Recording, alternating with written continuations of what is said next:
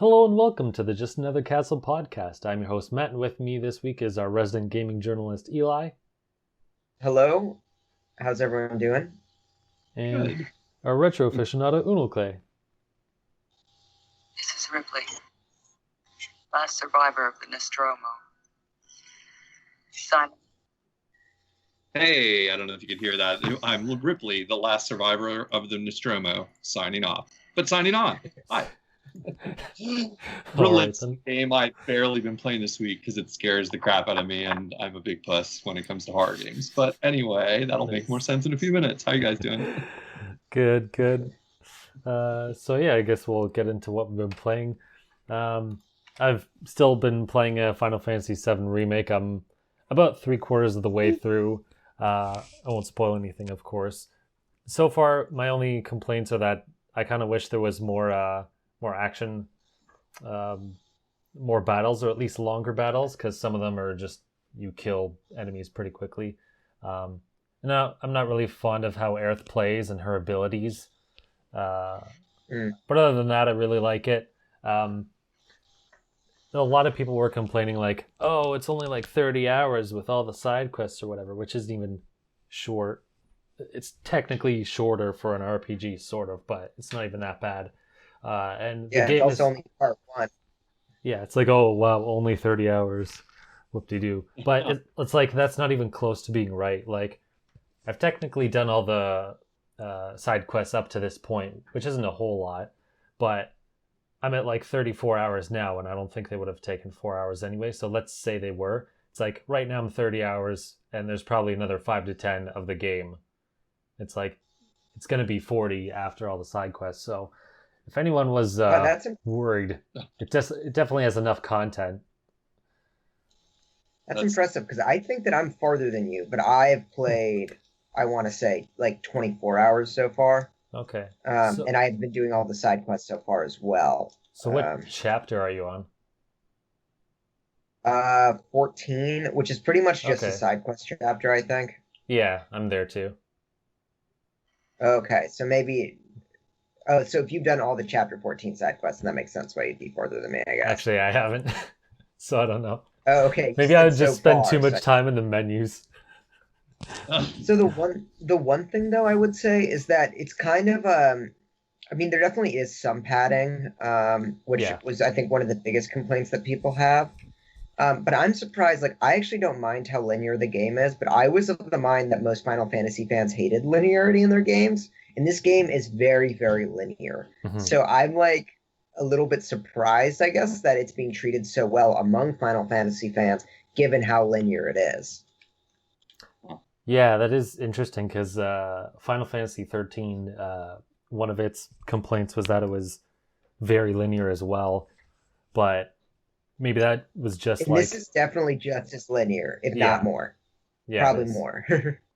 Yeah, it is, because at least in 13, it gave at least seemed like places were open, like the corridors were a lot wider, but I think that was probably one of just many problems of that game, because that game could basically play itself anyway.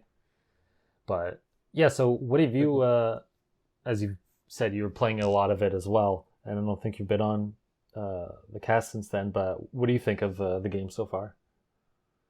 I mean, I never played the original other than like a few hours at the beginning of it, I think. So for me, it's like an all new experience, and I'm loving it. I think that the characters, the dialogue, everything, the world is very, very really draws you in. Mm-hmm. And so that I really appreciate. And then I actually like the combat. I think that it's kind of divisive, like a 70-30 split. Like 70% of people are really liking the combat and like 30% aren't. I don't know. I'm enjoying it. I think that it's very like the action RPG elements are engaging, and I don't think it's definitely not like a hack and slash. Like, it's very like you have to be engaged and active, and that I appreciate. So I don't know. I'm really enjoying it. What did you think of the battle system? Sorry if you already spoke on this last week. No, that's okay. I'll be quick about it. Yeah, no, I really like it as well, because it's on paper it sounds like something that wouldn't mesh well. Like, oh, you're gonna put like an action system into like an RPG system. That's gonna be, a mess or something, or just purist wanting just the straight RPG system of the original, and it's like, oh man, they're gonna go muck it up now and it's gonna suck. But I kind of think they made the right choice, because if it was just a straight RPG, like, it wouldn't be bad, but I think this just makes it that much more interesting. Yeah. My main concern was it turning into game. Sorry, go on. Go ahead. I was just going to say, it's also, I think, one of the most gorgeous games I've ever played, given the scale. I'm very, very impressed. Yeah, that's Square Enix for you, man. Well, I thought it would just be like fake gloss, and it's not. I mean, or I thought it would just be the trailer, I didn't think they could keep it up for the entire game. So I was just incredibly impressed with that, That's probably why it's so linear and like areas are pretty small. Like, crap, we can't do this any bigger. But yeah, so yeah, that would make sense. It's pretty. I'm curious to see how large the second and third are, because I think most people are assuming it's going to be 3. We don't know that for sure, but it'll be interesting to see. Yeah, I heard after this is where the game opens up, and it'll be interesting if they try to make it somewhat of an open world, or just like pseudo, where Final Fantasy 13, it's technically corridors, but they're just wider. I don't know that they can really do more than that if they're already breaking this up into so many chunks. So probably not that.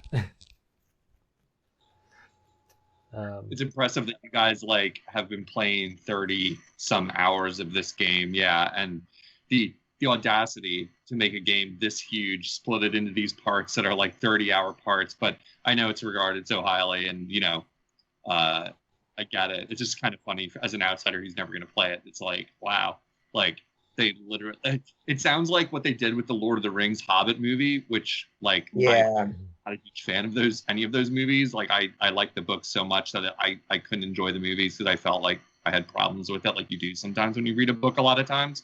But the Hobbit thing, if it had come off well, I guess would be what you guys are talking about. Let's take a book that was meant for kids, and literally my teacher read us in second grade, over the course of maybe a week or two, to second graders, and turn it into, an epic sprawling, unbelievably blown up production. So kind of funny. So, well, I would get that, that since the gameplay is good and the visuals are so incredible, it gives a little of a pass. And, now that I'm not, I can afford to buy more than one part, I guess, and they're still going to be spaced out probably a year or two in between them. I don't feel as bad about it, and I would prefer, I guess, I don't have time to play 100-hour RPGs anymore. Playing 30 per year, or 30 hours per year, is far more manageable for me, especially if the the production values are so high, which makes it a delight to play. So I don't really mind it as much, although I think I did at the beginning. Yeah, when it was everything that was. I was gonna say, by the time the whole package is out, it's the base, just finishing the story is going to be 60 to 80 hours minimum. Yeah, it's funny you say that, because that was the other thought I had listening to you guys talk about this Final Fantasy remake, is that I have that, it's funny to have been on this cast with you guys for a long time, because I'm somewhat significantly older than you guys, and I have a lot more free time than a lot of my friends, at my age. I really do. I notice it constantly, because either I don't have kids, which is an obvious reason, or I don't have a job that requires me to work as many hours, which is a big factor for a lot of people. And I still, make a lot of time to play video games as a result. But then, it's been really funny for me to talk to you guys, where, given life circumstances and differences of points of our lives we're in, where you guys have my perception has been over the past couple of years is that you have more time to play games on average, or make more time for it, in fairness, or whatever it is, or at least that's my perception. And then hearing you getting to that point where, Eli's in law school, and Matt's working full time now, and all that stuff, and people are having less time, and hearing you guys hit that, I don't have time for game. And that's been my attitude for so long. Just RPGs, I'm not a big fan, but the very idea of starting a game that isn't something I'm dying to play, that I know is going to take more than 30 or 40 hours, I'm I dread it in a way. I'm no. No, I really just want a game that I could play in a week or two, maybe maybe it goes hand in hand with being a retro gamer, where I grew up on games that like a long game was Super Metroid, where it might take you 10 to 20 hours to finish it if you knew what you were doing, and that was like, wow, this is one of the biggest games I've ever played. It's so amazing, so much to do, and now people can speedrun it in an hour, or whatever. So, but just funny. I think of that. I find that a lot. Like I almost make purchasing decisions based on it, and I'm sure you guys have started to too, as a result of that. Time crunch. Yeah. I know Matt does. I'm always hearing Matt say Matt comically cracks me up with your statements that you're like, well, I have an agenda. I have this game mapped out, and then my pre-order for this comes, so I've got to finish this before that comes, so I don't have time to smash you right now, Clay. It's like I literally had to do that because there's so many sales, and even some other games went on sale recently. I'm like, I gotta look at my list. I'm like, oh right, I forgot this DLC, Pokemon DLC comes in June, and then Smash, and then all these other things. I'm like, oh right, there's things I forgot about. I probably shouldn't buy this because I'm not going to be able to play it.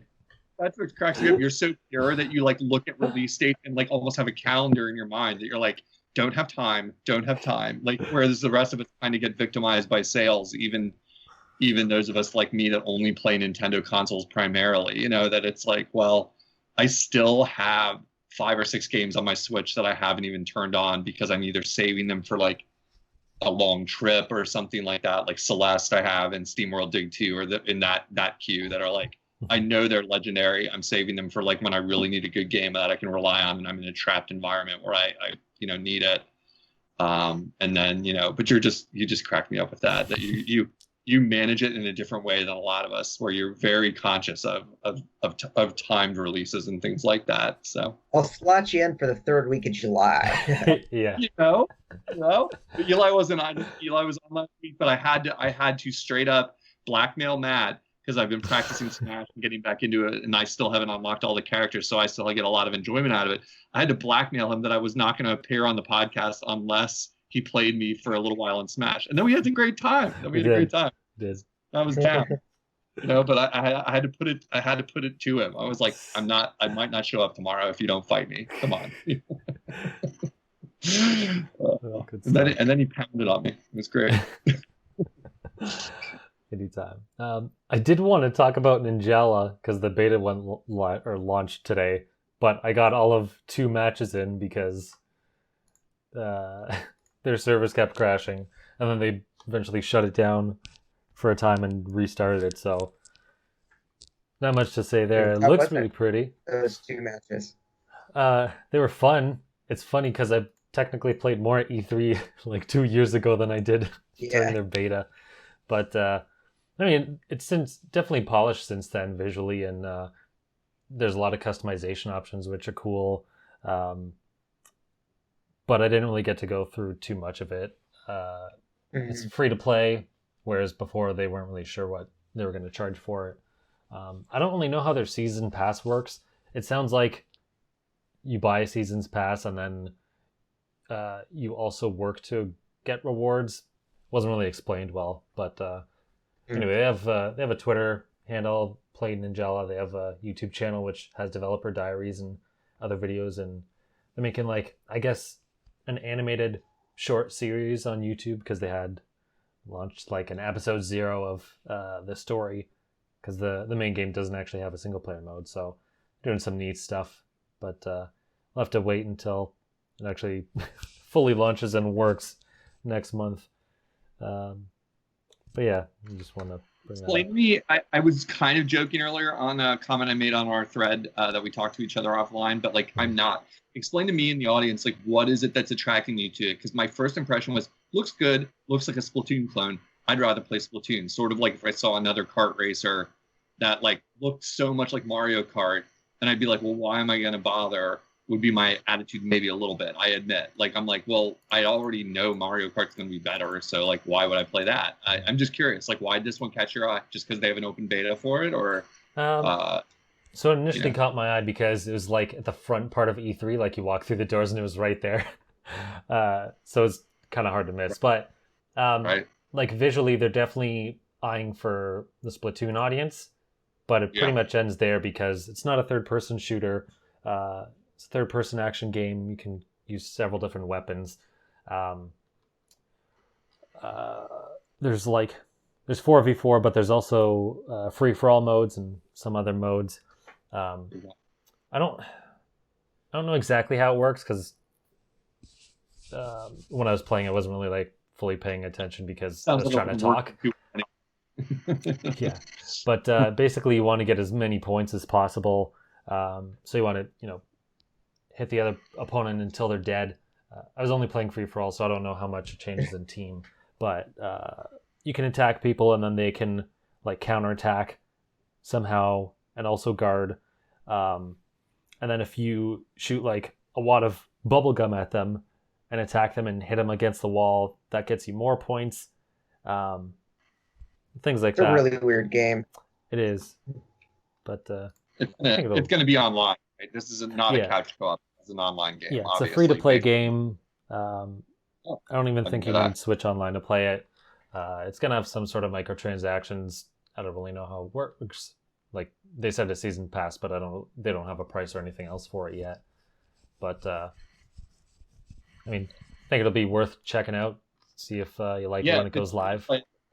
You just got my ear with it, free to play. I like my friends and I, given the COVID crisis, we've been doing a lot of weekend evening gaming, like Friday and Saturday night. Which is a note to listeners: if you're friends with me on Switch, we've been doing a range of games from everything from SNES Online to Fortnite to Splatoon. We've been playing a bunch of Splatoon because one of my friends got it recently, so we've been playing that. But so yeah, having a new thing in the roster of the relatively thinner number of online games that you can play on Switch, like with your friends remotely, is nice to have another option. So that's cool. The only thing is, I don't know if you can play with friends. There was only, I forget it was just a quick match option that you could play. So I don't know if it's buried in one of the other modes. Right. But so far there wasn't a way to connect with friends. So I don't know if that's changing or there's some other way when it fully launches. Right. Yeah, this is right. So I'd almost assume they would, but yeah, I gotcha. But if they're just giving you, because it sounds like they had you guys said it crashed, so it doesn't even sound like they handled that very well. Yeah, I'm guessing maybe they didn't expect as many people to play. Yeah. A lot of people home. I could have told that if they would have wanted to call me, because I got about 80 or 90 friends from the IGM boards and music groups as friends on my Switch, and I've never seen such a highly consistent number of people online at one time, much less what games they're playing. But it's almost always 15 to 20 is an average, I'd say, when I log in the evening are online all at once. Yeah. Well, thanks to Animal Crossing too. So yeah. I can't deny it, as much as I dislike the homogeneity of the addictive factor of that non-game y'all are playing. But it is a force. People are really, really playing that game. It is amazing, how many people are on that all the time. Yeah. So yeah. So Eli, was there any other games you wanted to talk about? I've just been playing Animal Crossing. They got some new updates out. I appreciate that the new events are less heavy-handed than the old ones, because the old event just kind of bashed you over the head with the freaking eggs. I complained about it. I'm curious, why did people hate that? All I saw on Twitter was people hate this bunny and want him murdered, and just hating they're getting eggs instead of other things. Yeah, well, the major reason is that it just pretty much impeded on the regular gameplay. So there were so many eggs that whenever you fished, 60% of what you'd fish out were eggs and not actually fish. And it's I don't know, man. I fish to fucking get fish, not to get eggs. So people were complaining about that. Plus, it was a very long event. It'd be cool if it was a day or two, but because it was 2 weeks long, people were all right, I'm freaking tired of this. Yeah. The new one is just much more subtle. It's one little thing a day you do if you want to take part. It's not overimposing. The one weird thing though is, so the in-game economy is kind of broken. Everyone has millions and millions of bells. Well, if you play the game seriously, you do. And Nintendo, and the reason is because there's this thing called the stock market. You buy turnips stock is an STALK. You buy turnips on Sunday and you sell them throughout the week, and like it fluctuates in price. So the goal is to buy them, low, obviously, and then sell them at a higher price. The problem is that problem benefit, however you want to look at it, you can go and sell stuff at a friend's island. So if a friend has like a spike and it's at like 500 bells or whatever, you can go to their place and sell it. And so you'll make millions in one trip. And so that's completely broken the economy because people are going visiting, people's islands that open them up with huge turnip prices. And then they pretty much become, million bell owners within the span of a week. And Nintendo understands that this is an issue because it's breaking the game when everyone has millions and millions of bells. But instead of like preventing people from going to sell their turnips in other towns, instead they like have done this weird crap. Like they lowered the amount of times that that expensive bugs and fish spawn, which is just ridiculous because that's not the reason why there's the economy's broken. And they also like reduce the amount of interest that you get in the bank, which is like absolutely ridiculous because that has nothing to do with the game being broken. So they I don't know. It's like you guys are having hyperinflation in Animal Crossing, and everyone knows if you follow any country go through that, it's really hard to fix when you get into a hyperinflationary situation, Venezuela, etc. That's pretty funny. But Nintendo has an easy fix, which is banning us from selling turnips in other towns. But they didn't do that. So I think it was like the equivalent of like, you went and you like broke your arm on the playground and then Nintendo brought a Band-Aid. It's like clearly not at all addressing the problem or what needs to, so. Maybe there's something tied to the underlying architecture that would make turning off traveling and selling bells difficult would be my first guess. If you're saying they're aware of it and it's truly ruining the game, you know what I mean? It's like that kind of thing where something could be tied to so many things you're gonna like break the game to try and fix it if you turn that off. Like who knows? Yeah, it definitely could be, but I don't know. Like they've been patching the game so much, like infrequently, that it seems strange to me that they can fix all this other crap and not this thing. But yeah, who knows? I think they're just trying to take less severe remedies to start because what they did so far is like really subtle in a way that like if you play the game and you don't know about them, if you don't like read articles about it, you wouldn't inherently notice that they did anything, I guess, right. Other than just like, oh, I think there are less tarantulas spawning. But it's I don't know, maybe they thought it would be more subtle to do it this way. Interesting. That's pretty funny. I like it because you know what, I'm sick of seeing all my friends playing Animal Crossing just out of pure spite because it's not even a game. You guys are just like all this addictive, like weird thing that I'm like, guys, like lotto tickets. It's like when I worked at a mini mart when I was a teenager and all these like poor people are buying lotto tickets all day. I'm like, please stop. You guys know you have a problem, right? And none of them do. It's just like, just more lotto tickets, please. More lotto, more bells, more turnips, more bells, more fish. Like real world economy problems in a fake game. No, it's funny. I wish I was interested. It looks like a great game. All right, so Unoclay, have you been playing anything new lately?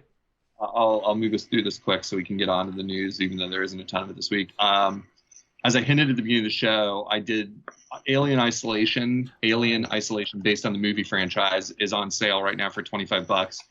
And knowing that it's kind of like a AAA game, I wondered if it was a good price or not. But I thought, I'll take the plunge. I'm kind of hungry for something new. I bought it. And I kind of didn't know. I just read like kind of the review scores and like looked at a few screenshots. And when I bought it, and I was like, it was well reviewed. And I am a huge, as I've talked about like a while back on this show, a huge puss when it comes to like horror games. Like I like playing them, but I get stressed. Like, and I grind my teeth and crap, and I get like neck aches because I'm like sitting there so stressed when I'm playing it. And then I didn't realize it's full on survival horror. Like. It's scary and atmospheric from right at the get-go. And I think I'm only an hour into it. And I haven't even encountered the alien yet. And it's like purposely building up to this like crescendo of like fear where you're like, it's purposely doing it where you're like, you're like wondering why you haven't even faced an enemy yet. But there's constant like atmosphere and sound effects and things like, oh, it's coming. And it's very effective on someone like me who is playing it with like all the lights on, and my wife's sitting 5 feet away, and like trying to take breaks and walk away and be like, it's just a game. And so I don't know if I'm going to stick with it. Dead honesty, it's a little boring because it's kind of like 3D game where you walk around looking for things and, you know, using a map and going to checkpoints and scavenging for items. It's very, very like modern. I don't know. I don't have the right terminology. Very modern 3D environment adventure game, which sometimes bore me kind of. I'm not the right market for it. I'm such a Nintendo gamer. It's a little bit like off-putting to me just because it's like a little bit like, come on, okay, walk over here, find a thing, you know, walk back here, find a thing, read a message, you know, like that kind of stuff. But it is really scary, and I know the reviews are very good for it. So I'd say if that sounds like your thing, it's there and it's on sale right now, marked down about $10 to $15, I think, down to $25. Yeah, the thing I have been playing that like is like good and recommended is I've been playing the Octo-Expansion for Splatoon, and it is freaking awesome. Did either of you guys play the DLC for Splatoon? No. No, actually. Highly recommended. Like, you're both Nintendo fans. If you like Splatoon single player campaign, or you never finished that, go back and play with that for a little while and remind yourself how good it is, and then make a decision. And if you did finish it and you liked it and have fond memories of it, it's just incredibly well designed. It's some of the best DLC I've seen. And then I've been talking to a few other people online, and they all agree. Everybody kind of gives it rave reviews. The people that have played it are like, "Oh my god, yeah, it's so awesome." It has just immaculate A+. I'm giving it like an A+ Nintendo level design. It's got that Galaxy, like Mario Galaxy style feel, where like the levels are clever. The like atmosphere is like just perfectly Splatoon. They spend a ton of time on it. It doesn't feel rushed at all. It feels like fully fleshed out ideas. There's lots of diversity. And when you kick it off, I think one of the characters tells you there's 80 levels to finish. So I don't know if that's like secretly less than there are or if there's more. But it's just great. It just can't say enough good about it. I have so much fun every time I play it. It's like quick pick up and play matches where it's kind of a Matrix style environment. You're trapped on this train. Oh, well, I guess it would be Matrix 2 is the one where he gets trapped inside the train. And you have to fight your way out of this train by finding some mysterious objects to build something mysterious so you can escape from this like endless train tunnel you're trapped in. So you basically just pick stations to get off at, and there's a challenge there, which is effectively a Splatoon single player level.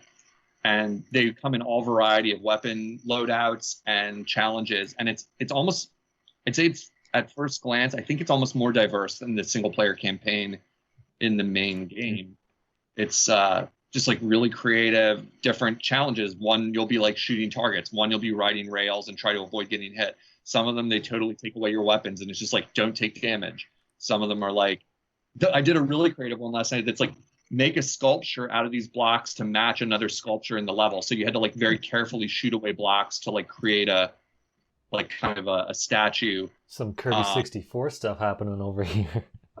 Never played that. Oh, yeah, there's a level where you have to destroy blocks and to do exactly that. So yeah, funny. It's a little mean because you have a finite amount of money, like currency. You got like you have it's not tied to your main game currency. So if you're thinking, oh yeah, well I've got like 300,000 like whatever splat bucks or whatever the heck they call the money in that game, you know. Yeah, I don't remember, but like you start with 0 and you have to like, well, I think they give you a few to start. And then every time you go into a challenge, you have to pay to get in. It's like a turnstile on the train station and you have to pay to get in. And if you fail, you lose the money. And it's pretty demanding. It's like, it really gives you a heightened sense of I've got to do this because it costs me money every time I fail. And right away, like, you know, I'm like big ego. Oh, I know how to play Splatoon. I'm pretty good. I'm like level 28 in the main game. You know, I'm decent. I'm always winning matches these days and stuff, you know, and right away I'm getting my butt kicked. Like if you go into ones that are too hard, it's harder than stuff you've done before in Splatoon where it's really, really like creatively taxing your skills. And it's like, okay, take the sniper rifle and ride moving rails that are going in 2 different directions and take out all the targets and avoid enemy fire while you're doing it. And you're like, holy crap, this is like Star Road Mario style, like difficulty. Yeah, probably the strongest recommend I'd give for a while, like on this podcast. It's if you missed it, It's worth going back. It is $20. And so far I've gotten complete amount of fun out of it. I've probably played 10 hours of it, and I'm not even near done. I probably have only finished like 20 or 30 challenges.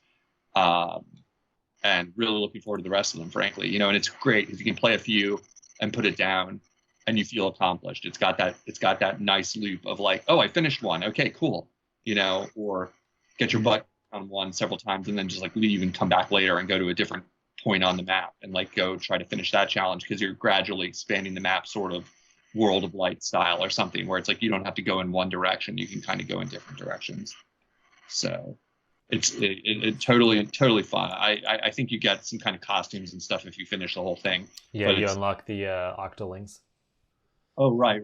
Yeah, so like, and on that point, my immediate reaction is like, this is more about the journey and not the destination for me. It's just fun, and if you need more than the Octoling costumes, you can at least know you're getting better at Splatoon, because you really are.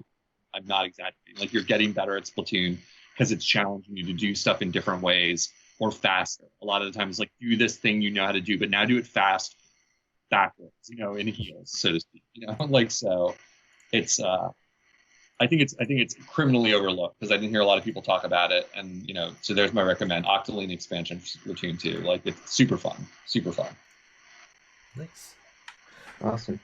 All right, yeah. So I think we'll go on to some news bits. Some shorter pieces in the first. Apparently, Nintendo confirms 160,000 accounts were hacked. This is based off of people logging in with their Nintendo Network IDs, which were the accounts you used for 3DS and Wii U. Those apparently were compromised, but if you were using like a regular Nintendo account, apparently it was fine. They removed... How do you check? I don't know. Apparently it was just they removed the ability to use your Nintendo Network ID. So the weird thing was, I thought I used mine, but I'm guessing I must have made a Nintendo account with that. So I'm guessing if like you didn't make an account or a new account, those are the people who are affected, which I'm surprised there's even that many. So I wasn't really able to check myself, but some of the people reported it, and Nintendo obviously confirmed themselves. I see. Apparently they don't have credit card, or the hackers don't have credit card information, because that's stored on the eShop. It was just your name, country, and whatever else was listed on, I guess, your Nintendo profile. And also you can sign in with Apple ID now, which was weird. They added that at the same time. But yeah, moving along. Actually, I should have brought this other one up when you were talking. I just wanted to add a PSA there. Like, they have a two-step authentication process. You can now add your account. I think it requires using a smartphone and a QR code of some sort to use it. Mm-hmm. If you're not interested in setting that up, I just probably recommend to everybody, take your credit card numbers out of the system. I'm not a big fan of leaving my credit card stored most places. I can't say all, but most. Mm-hmm. And Nintendo is one of those places where it's like, why would I really need to keep it stored? I can type it in when it's time to buy a game. Yeah. So if you really want to protect yourself, that's what you do. Like, and if you want to get doubly protective, don't leave credit in your account. Just do the thing where, like, every time you buy a game, it's like you put in the exact amount, and then that's that. That can be a little bit annoying, but hey, what are the hackers going to do if they get into your account? Like, they're going to look at what games you played, and that's the end of it. Yeah. And also, how many games do you buy in one sitting anyway? Yeah. You know, it's convenience. It's convenience to have it stored there. And I admit I did it for a little while, and then this is before all this happened, and then I took it out because I was like, what am I doing? Like, this is exactly how you get money stolen from you. And I know, you know, credit cards got your back and all that kind of stuff, but why bother? You know, like, you know, just protect your neck. Yep. So. Yep. In the last little bit, should have mentioned this before, Splatoon 2 demo is out today, I guess, when this launches, the 29th to May 9th. If you somehow haven't bought the game already, the game's going to be discounted for I don't know how much, and come with a 7-day trial of Switch Online. And then they're also doing a Splatfest again at the end of the month, May 22nd to 24th. Yeah, baby. The return of mayo versus ketchup. Hot take. What team are you guys? Neither. What? Yeah, I don't know. I don't really They're care about good either. on different things. Like the problem Exactly. is they're not like comparable. It's not like popsicle versus ice cream. It's like one I'm gonna put, on one thing and the other I'm gonna put on the other. Who puts, mayo on a hamburger and who puts ketchup on in a salad or whatever. Wait, did you just say who puts mayo on a hamburger? Are you Did joking? you That's think pretty that? common. Oh my God. Like, They go on sandwiches. I wouldn't put it on a hamburger. I mean, it's like I'm not even being like contrary. It's super common. I mean, it's an item that comes automatically on hamburgers often. Yeah. I'm really shocked. This must be a regional. No, I mean it's fine. It goes on chicken or whatever, but I don't know why you put it on a hamburger, like with beef. Well, I mean, yeah. My problem with hamburgers is they just overload it with too many things, condiments, vegetables, all this other stuff, and then you can't even taste the burger. So it's like anytime you order a burger from somewhere, they add like 4 different condiments on it. It's like ketchup, mayo, some other stuff, whatever the secret sauce is. Like some regional bubble, because that's not just like, I know mayo can be a regional thing, and then there's the sauce. Doesn't that happen with like regular McDonald's burgers? Yeah, it's part of the quarter pounder at McDonald's. I know that because I worked there when I was a teenager. Yeah. It is. Wow. Yeah. Learn something new every day. See, I definitely know it goes on the McChickens. That makes sense to me. Yeah. McChicken all the way. That's super funny, because we were debating hotly on a thread with my friends the other day about the ranking of condiments, and we don't need to get into this here because it will consume the rest of this podcast. Because condiment wars. What isn't there to talk about? But it was that. It's even funnier because that didn't even come up. Like Eli's concern, it was the only fight was that all my friends were saying mayo is the #1 condiment. The end, and except for one. But it was like there was no debate about what you put it on, because the answer would have been like everything. I think the answer would have been from everybody. It's like, well, yeah, you put it on everything. Like peanut butter and jelly. Well, it's not good without mayo. Come on. I mean, of the two, I guess I would say I'd prefer mayo because I don't really care much for ketchup, but I don't really put mayo on many things anyway. So, like, if you have sweet potato fries and you have like that spicy mayo stuff, that's great. Yeah. But you're already getting super fancy for an American here. Sweet potato fries. Holy crap! Like, what are you Canadian? Holy cap! Well, that's a whole other thing. Poutine with gravy and cheese curds. I had veggie poutine when I was up there. The heck is veggie poutine? Sounds like an affront to nature. Good. It was at one of the most famous poutine restaurants in Montreal. They serve it either way. They have it like you get poutine fries or veggie poutine fries. It was pretty good. I mean, eating a whole bucket of fries at one sitting covered in gravy isn't my main thing, but it was good. So what is the veggie part of it? Oh, they make it like out of fake flavors to imitate like whatever real poutine tastes like. I guess. For like PSA. But I mean, like what's being substituted, like the fries, or is it the?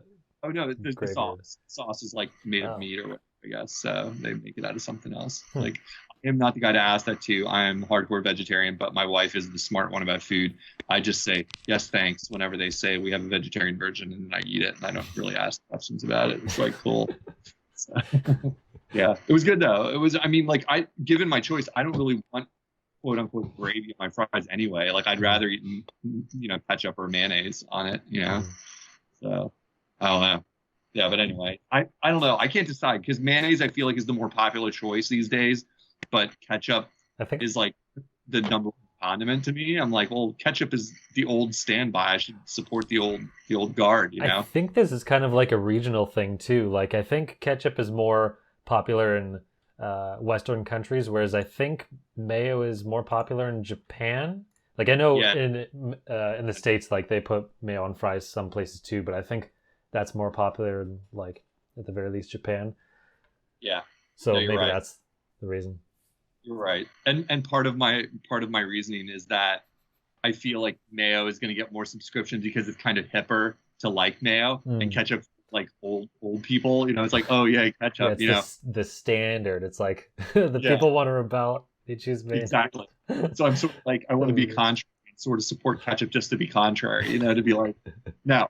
You love ketchup. Don't act like you don't. Just because you're a hipster and someone told you that mayo on fries is good, like 10 years ago, and now you do that all the time, and you realize it's good, and you're clogging your arteries, and I am too, and I love it. It's delicious, but I'm gonna support ketchup. Maybe I can't decide. This is an important thing, you know. Oh man. All right, so moving on from that interesting discussion, onto some news. I guess one thing I want to mention is, so a game I've been waiting for that hasn't really gotten much information is Indivisible, and it launched today prematurely to most people, including the media and also the developers themselves, because they weren't told about it. It just happened. And it seems the publisher launched the game, whether it was always... So the game was supposed to launch sometime in May, and for whatever reason it launched today, either the publisher just went another way and said, screw it, we're launching it anyway, or it was an accident. I don't really know, because if it was an accident, or if it was purposeful, I doubt the company's going to, announce that. So who really knows? The most pertinent part of it, though, is it's based on an old build. The developer says, or the project lead says, there's no technical bugs, but it is missing some features like co-op and New Game Plus and some other stuff, which will come out eventually. I apologize. What game are you talking about? I didn't quite catch it. It's Indivisible. Indivisible. I don't think I heard of it. Yeah, so it's kind of like an RPG, but each button is a different character. So you go into battle and one character is controlled by one button. And then if you keep pressing that button and moving the control stick in different ways, then they'll do different attacks, things like that. It was a long time ago that I played the demo, so I don't exactly remember, but I remember something along the lines of that. And all the environments are pseudo 3D, so, or 2.5D, so like the 3D objects, but in a 2D space. But all the characters and everything are all hand animated, so it looks really nice. I want to get it eventually, but anyway, so if you're looking to buy it, it doesn't have all the content. So, the game, just not some of the other features. It is technically 20% off, so that's why I don't know if I exactly trust the publisher saying, "Oh, it was totally an accident, but also it's on sale." It's like, well, it sounds a bit suspect. But I guess if you were going to buy it anyway, you can always buy it and then just wait for it to get the updates it needs, because they're just going to update it. So worth mentioning, I think. Yeah. Is it? And it's out. This game is out. Yeah. Okay, just making sure. I hadn't heard of it, so I was unsure if you were talking about that. There was a lot of information you threw out right at the beginning about but I was trying to process that and figure out at the same time what game you were talking about. So, okay, cool. Right. Not for me, but right. You said RPG, and I instantly was like, oh, Jesus. There's some platforming, but it's not really the main part of the game. Gotcha. It's more of a means to an end. But if you're looking into it, keep that in mind. Sweet. What else? Not a very big news week here, I feel like. We're already dipping in kind of specific or whatever. So it's unfortunate Mike isn't here, because he would definitely speak to this. But Super Mario Maker 2 got another update. They said it's the final major update for the game, so they might have some other content, but probably lesser, besides just fixes. But the biggest piece of the news, they had some power-ups and some other stuff. No other themes yet, which I know a lot of people were looking forward to. But the main thing they added was a world maker. So you can create up to 8 worlds and 40 courses. So what you can do is create a world and then string several levels in that world. And then people can play it like that, which I think they should have had it with the game at launch, because I think it would have made it stand out a lot more. But it's there for people who are still playing it. And you can change the aesthetics of the world, and you can add toad houses too, and other stuff. And I saw someone go over, I forget what they are, but they're like the Mythbusters for gaming. And they went through a bunch of different ways how the new power-ups can and can't interact with each other, which is neat. You can wear a Goomba mask in the clown car, and the Gooba Mask means that like enemies won't attack you, so you can just drive past them and all sorts of weird combinations. So I think it's definitely a lot to make the game more interesting now and stand out. But yeah, so if you ever want to make your own world in Mario Maker now, you can. I just so wish I hadn't like played my fill of Mario Maker on Wii U, because like that just looks like such a cool update, and I'm like, oh wow, that's so great! Like Super Mario World, one of the best video games ever, you know. And now you can make your own games in it, and you know, find good fan developers like making cool worlds, you know, themed or whatever. And I just can't bring myself to want to dive into Mario Maker again. It's like maybe another couple of years and I want to go back to it. You know, it's also like that feeling of like, it's like kind of weird. The very feature of the game isn't my favorite thing, because I don't know that they still ever solved the whole problem about finding good levels versus like you basically have to go on Reddit or something, you know, or go on message boards and like find recommendations, which is fine.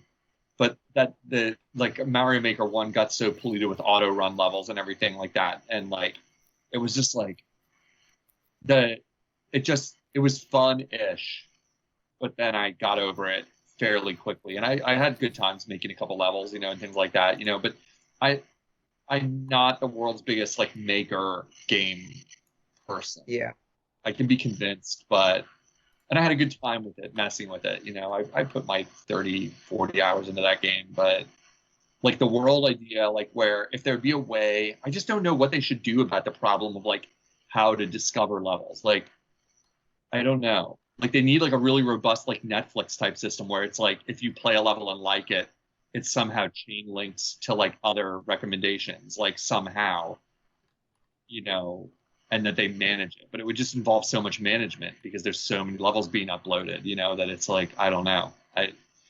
It's tough. Or like maybe just have like literally a digest in the game where you can go in and it's like a list of like, here's the 10 levels we recommend you play today.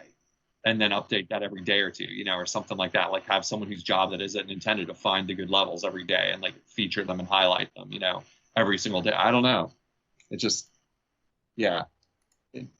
Whenever I think of the game, that's the first thing I think of. I'm like, oh yeah, but like then I'm gonna be sitting there just like looking at random menus of levels, and like some of them are cool, and then some of them are boring, and there's no continuity, you know. And I don't know. I'm missing out. I'm well aware of that because it looks awesome, and I know Mike, who can be a real hater on stuff, has been putting a ton of time into that game. I see the number of hours he's always playing it. I'm like, wow, Mike really dove into this game, you know. Like that's kind of impressive, you know.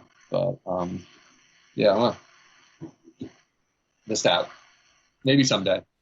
Sounds like it's not going anywhere because they're still supporting it a little bit and people are still playing. Yeah. Well, it's weird that they never added any more styles because they had a section for more styles, and it was just Super Mario 3D World, and that was it. It's like, man, that's could have added like substantial up. Yeah, I mean, but it's like, man, you could have added. In the game, like until I saw that recently, I didn't even know that you could build. That's the cat one, right? You're talking about Cat World. Yeah, that's awesome. I mean, that's impressive that they gave an update like that to me. But that almost convinces me to want to play it because that's like a whole new ball game. You know, that it's like, wow, like 3D worlds in Mario Maker now. Maybe the trigger for me would have been if they ever added Super Mario 2 USA. Like that would have been the trigger because I have such a deep fondness for that game, Subcon and everything. Like maybe that would have been I can't stop myself now. I have to buy it because I would just love to see what people could do with that concept. And, you know, but yeah, maybe sometime, maybe I will buy it sometime. Every time I talk about it out loud like this, or I think about it, I think, yeah, I know I could like get into that. It'd be super fun. Yeah.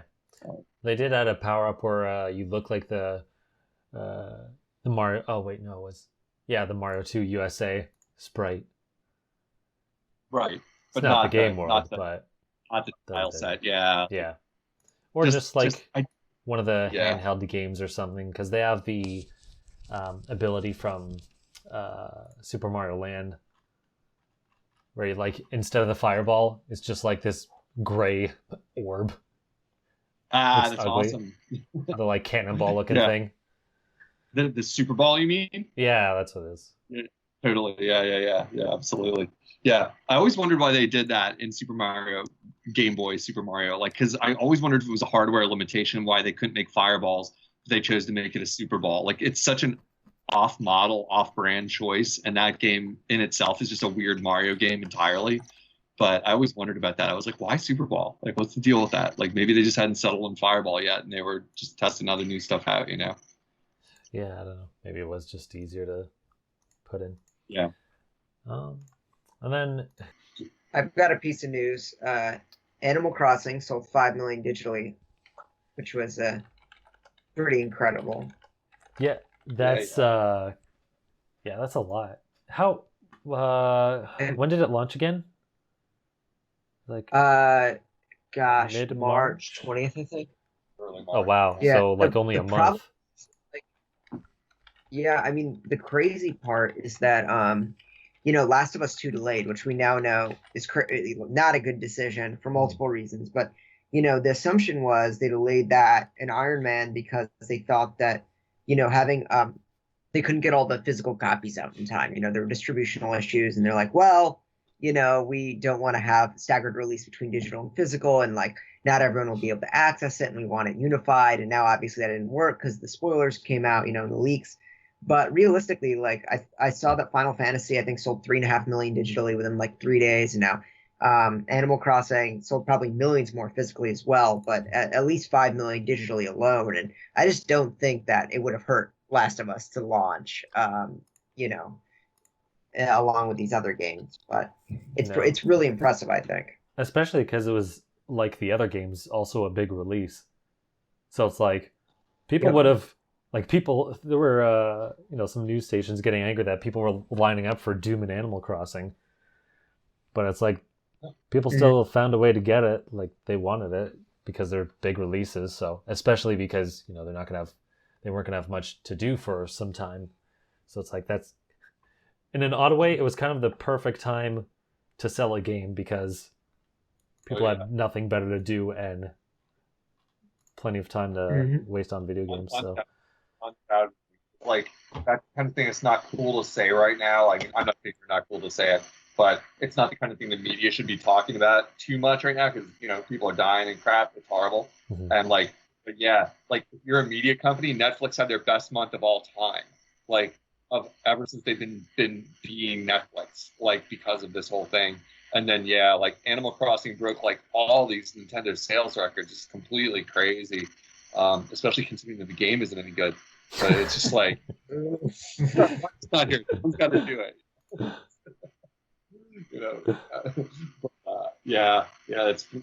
It is a weird time. Like, I mean, like, who could have forecast it? A global pandemic turns out to be the best outside Christmas sales season of all time. Now we know. Plan accordingly. Plan your sales calendars accordingly to the likelihood of a pandemic. Yeah. So start launching your games in the summer, for crying out loud. Yeah. Well, actually, it's funny, whatchamacallit, Ghost of Tsushima got delayed to basically my birthday. So it's like, I'll just get that for my birthday. It's like 2 years in a row. Yeah. What's Ghost of Tsushima? What is that? It's a PS4 game where, honestly, I don't even know that much because they haven't showed much, but you're like a samurai. That's about all I remember of it. Sweet. Everyone loves that. Yeah, nothing wrong with being a samurai. I guess last question is, anyone interested in the Xenoblade remake? I see a couple people talking about that. Once again, it's such a long game. The original is terrific. If you haven't played it already, you definitely should. But it's just it's a long game, and I don't have another 60 hours to dump, even though the game really is terrific. Yeah. One of my good friends is going to get it probably because he's the kind of guy that he's not a great, like, devoted gamer to, like, twitchy type games, but stuff that you can just, like, put your head down like a mule, like an RPG, and plow through it eventually.